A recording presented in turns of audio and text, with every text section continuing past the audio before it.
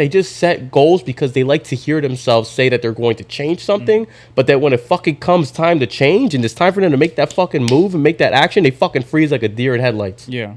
It could be a different day, but it's the same, homie. How you look me in my eyes, didn't change on me. They done me dirty and I think they left a stain on me. They put the blame on me. So for your time up, go get it now and ain't no telling where you wind up. From the bottom I went through hell just to climb up. When they get gangster, you do not get. Guys, welcome back to the Lion's Den. You got... What's going on? It's Darren. And I'm Edison. So before we dive into today's topic, just wanted to say thank you to everybody that's been showing continuous support. We plan and our intentions are to continue doing as much research as possible in order to provide y'all with as much and necessary information as possible. We wanted to talk about something that's very near and dear to us because it's something that we've kind of had to learn ourselves, but most importantly, we know it's a common question for a lot of people that are getting started in business, getting started in their careers, or whatever the case may be, that are seeking success. And that's how to pursue something you're passionate about and still be able to create success. So, Darren, I know earlier we were talking about this topic and you had made some interesting points to me. Now, regarding that, what would you say from your perspective is one of the most important things necessary in order to make that happen? The first thing is finding something you're passionate about or have an interest in. So you got to find something you're passionate about, right? And let's say you're passionate about Disney, right? And you just love everything about Disney. You love going to Disney. You love the products. You love the movies. Right. And you're like, man, but you think like, yo, how can I make Disney a career? I don't want to work at Disney. You know what I mean? Well, maybe what you can do is make a YouTube channel talking about all this different stuff about Disney, talking about the history of Disney, or you know what I mean, like show your Disney collection off. And because you find something like with a niche that you're interested in. If you have that much interest in Disney, more often than not, there's going to be more people that are interested in that. So that's true. You can use that to create a successful platform online. You know, they say for everything that someone has interest in, usually there is a select amount of people that have the same interest in that same thing. Exactly. What would you say when it comes to like setting that type of goal that you know is attainable and being able to set that deadline in place in order to get there? So when you have passion, right, it will make you more open to realistic standards, right? So if you're not really passionate about something, you're just in for the money, you're gonna want it to happen as soon as possible, right? Yeah. So you're just like, man, where something that might take 5 years, you want it to happen in 2 years, and that's just unrealistic. But when you're passionate about something, you're willing to more take the longer route because you know, hey man, I love it. I know this is going to take a little bit longer than usual, but as long as I stick through it, it's gonna go through it. So, it's not gonna. If you stick with it, you're obviously gonna make it through. That's what I meant to say. I got what you understand and what you were trying to say. Which it makes a lot of sense as well. It's just like what you notice a lot, especially on social media and the way things are now. People are looking for that quick fix. There's never going to be a quick fix or get rich. You're going to get all these people, no matter what, are going to tell you, hey man, I'm going to teach you how to make Wi-Fi money. You're going to do this. I'm going to teach you the stocks. I'm going to teach you this, and you're going to blow up. You know what I mean? They're selling you on the dream of getting rich quick, and that's selling to people that have ambition in life, but they just don't know where to put that ambition towards their passion. So the get rich quick will never work out. You'll never want to put enough time into it to make it actually blossom and grow because you don't have passion and you don't care about it. Where else was I going to go with this? Oh, and people, right? So they just see the fame that they can get from instant success on like TikTok, right? You can blow up. Yeah. So they're going to start making these videos that you see everywhere over TikTok, very generic, and then just trying to blow up. But if you actually look, there might be someone, like the other day I was on TikTok. I was scrolling through, and then out of nowhere, I've seen this dude, and his whole TikTok page is him playing the fucking saxophone. Right, and he's playing different remixes of songs on saxophone. Pretty cool. And he has so many followers and so many likes. I've never seen that before. And do you think he blew up overnight with that? No, he stuck through it. And he was passionate about the fucking saxophone. His name was like Sax something. Super Sax. I don't even know. Super Sax? Yeah, I forgot what it was. And clearly, since he had passion for the saxophone, he eventually blew up. It took a little bit more time. And I'm pretty sure he was aware that eventually he might blow up. But he didn't care because he was just passionate about making saxophone music and having people listen to it. You know, I think with something like that, the person is not intending to blow up. But rather, when you do something you're passionate about, do you genuinely think that there's a specific niche, there's a specific group of people that are very infatuated by just, oh, I want to look at people playing saxophones. Oh, Probably, you know? Yes, but that's a very, very minor, like, I would say that's a very marginal amount. But chances are the majority of his audience are people that have never even thought to themselves that they will be following somebody that plays the saxophone in every single video. Exactly. But here's what happens. They go on TikTok, they go on Instagram, whatever the case may be. They scroll through their I guess, For You page or their news feed, and they're like, okay, what is this? And they see someone playing a saxophone. They're like, yo, what? And of course, the first 5 seconds catches their attention. So they listen to the whole thing and they're like, oh, this is actually pretty cool. Let me see what else he does. Exactly. Let me see what else she does. Let me see what else this page is about. And the next thing you know, they're like, wow, this person can literally recreate any song or any beat with just a saxophone. I'm following this person. Yeah, exactly. Because it's not about, okay, let's see what's trending right now. Let's see what other people are doing, and let's try to do it too, because if these people are becoming successful off of this, then we can become successful off of this. No, it's about doing something you're passionate about, and when you are passionate about something, so that level of passion is going to exert itself out there, and anybody that's viewing your video, anybody that sees your video, they're going to acknowledge that. They're going to notice that. But if you're just going to be the regular Joe Schmo that makes the same video as everybody else, and yours has no difference, and yours has no different relevancy other than the fact that it's a different face, yeah, it's going to be much harder for you to blow up, and especially when your primary focus is just on blowing up. Yeah, you might blow up a little bit and get one video with a couple million views or a couple 100,000, but no one is going to stick around. It's not sustainable. So you're not going to have true success, you know what I mean? And then also, success isn't always measured by money or fame. It's also just self-fulfillment, you know what I mean? Yeah. If you're working a job that you don't want to work, and you climb the corporate ladder and you're at the top, and you're making some money, are you really at the pinnacle of success when you feel miserable on the inside? No, not really, because you don't have passion in that job you're in. Right, you're only doing it because it's convenient. Exactly, and you're making money. But like you would look at someone that's happy, maybe making less money. You're like, bro, this guy is happy. He's actually found success in life. Success is not always measured in money. Yeah, it's measured in fulfillment. Like exactly. And one thing that kind of brings me to is like Tony Robbins says, success leaves clues at the end of the day. So back to our last conversation when we were talking about confidence, one of the things we were talking about was modeling. Modeling is also important when you're trying to pursue something you're passionate about and create success out of it. So, for example, if, let's say, you're watching this at home and you are very passionate about, let's say, collecting baseball cards, or you're very passionate about going to garage sales and flipping the items, maybe you might want to model Gary Vee. Gary Vee is an expert in that because he does it all the time and he always creates content around that.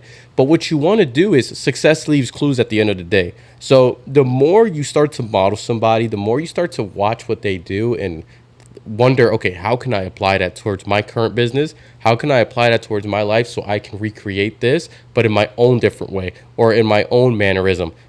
By the time that you find out your blueprint, at that point, you're going to have all the answers you need and the step-by-step guide necessary to get to that same end goal, or if not, create something bigger, or even just be a little bit smaller, but you'll still at least feel success. Because like you said, success is not measured in money. True wealth comes from what's up here and what's in here. True wealth is when you're capable of waking up in the morning and you don't wake up saying, oh, fuck, I gotta go to work today. Yeah, you should wake up like, bro, like I'm excited to tackle the fucking day. I'm exactly. excited to go forward. Yeah, I just wanted to. Yeah. Oh. I didn't know if you're gonna keep talking. And I would say your biggest goal should be you want to get uncomfortable in your current state, and you want to commit to greatness. You want to be as uncomfortable as possible in your current state, and that's what we were just mentioning earlier. A lot of people, they're complacent. Yeah. And a lot of people, they don't fall victim to complacency. They become a slave to complacency. Okay? So there's different types of people. There's the people that they know how to manipulate pleasure, so that way pleasure is not using them. And there's other people that become a slave to pleasure, and what they do is they'll do anything in their ability just to get that quick dopamine fix, just to get that quick moment. Yeah, it's a dopamine fix for people. And I mean, at the end of the day, if you're not uncomfortable with your current state, how much room do you genuinely have to grow? Yeah, if you're constantly living a comfortable life, you're not growing. Exactly. Yeah, so it's like I have a friend. I enjoy hanging out with him. He's a fun guy. But you know, not well, this isn't about you because what I'm about to explain. He's very comfortable with where he's at, and he went from working a comfortable job to going somewhere else, working another comfortable job, and right now he's a manager at I believe some retail store, and he just wants to work that manager life and play video games, just live comfortably. But at the same time, someone could look at him and say he's successful because he's happy where he's at. Fulfillment. And I'd say that's where it comes down to find out what your driving force is.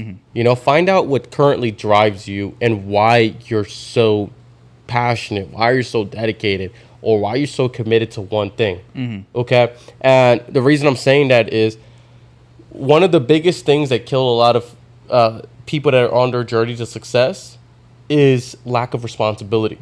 Okay? So what you want to do, why do you keep saying okay?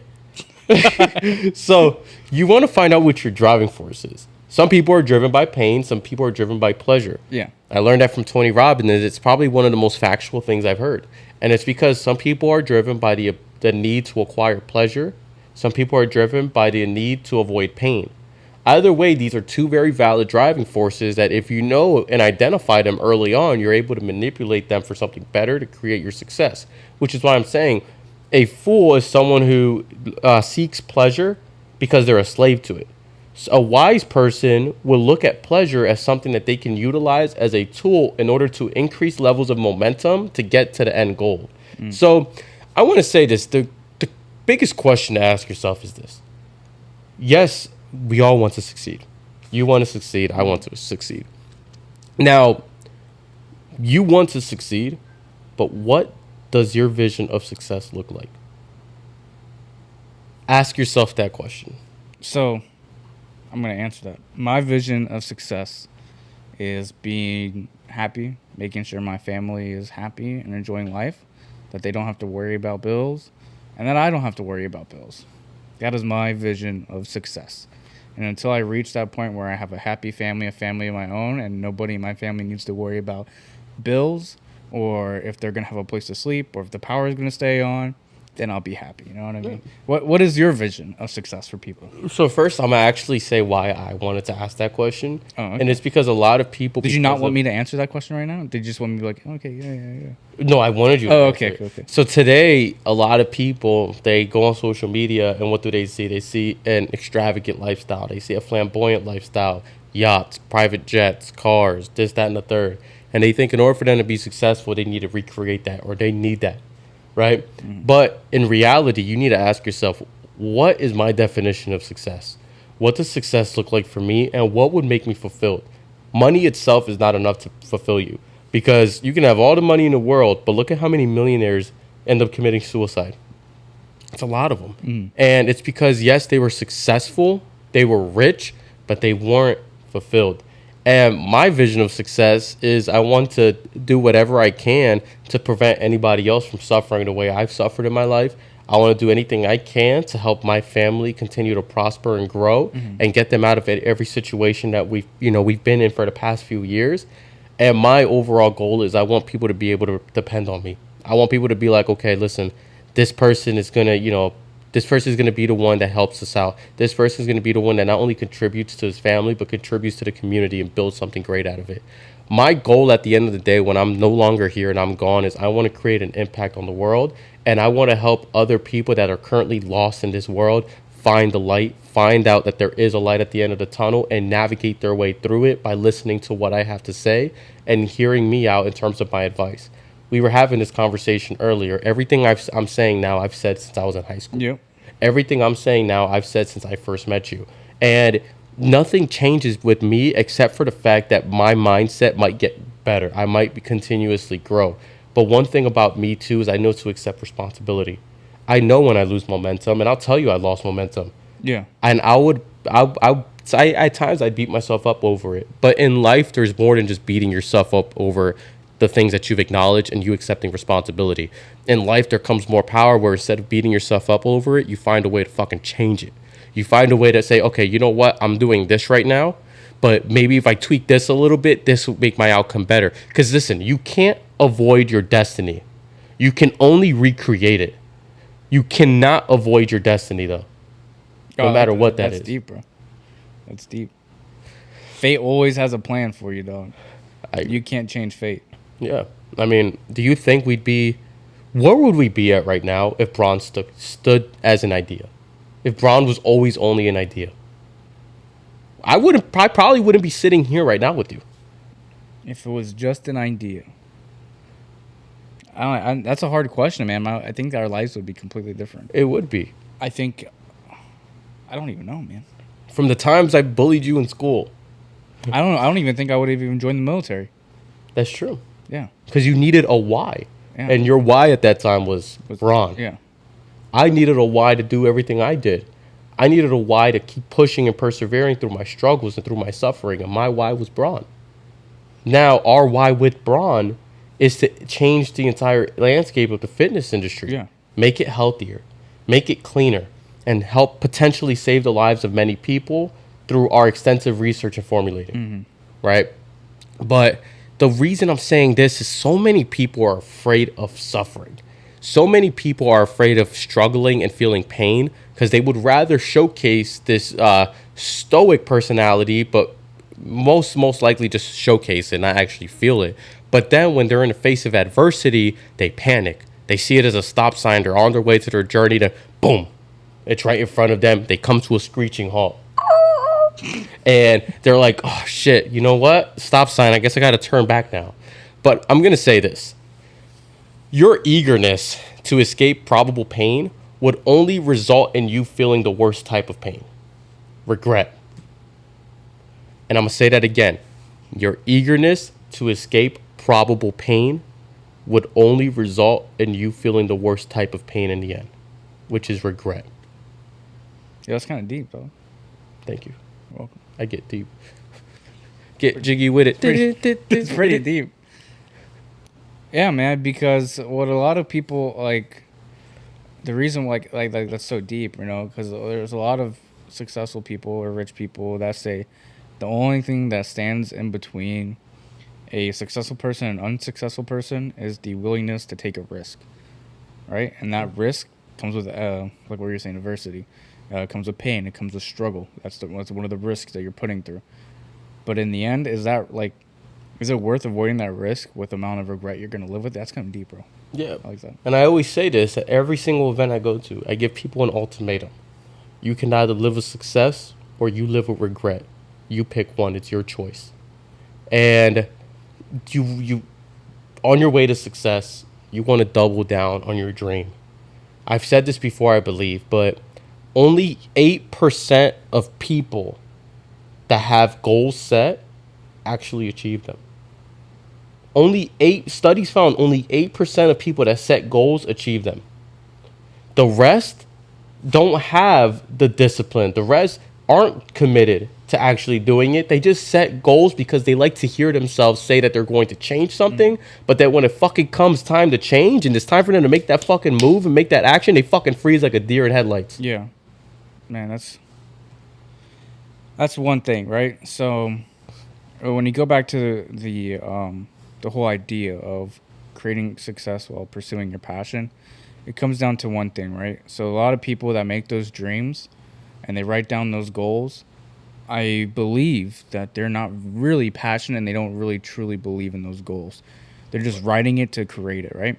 Because if they were actually enthusiastic and they actually had passion for what they're saying is their goal or their dream, then they would have pushed through anything to go through it, right? Because when you actually have passion and you actually have enthusiasm for that subject that you're going for, that the whole area, you're gonna go through whatever it takes because you're like, as long as I'll be happy in the end, it is worth it, right? Right. So where most people, where if they would come to, like what you said, a stop sign, they'll turn around. But when you're like, no, I need to keep pushing through, like I'm gonna go through it, right?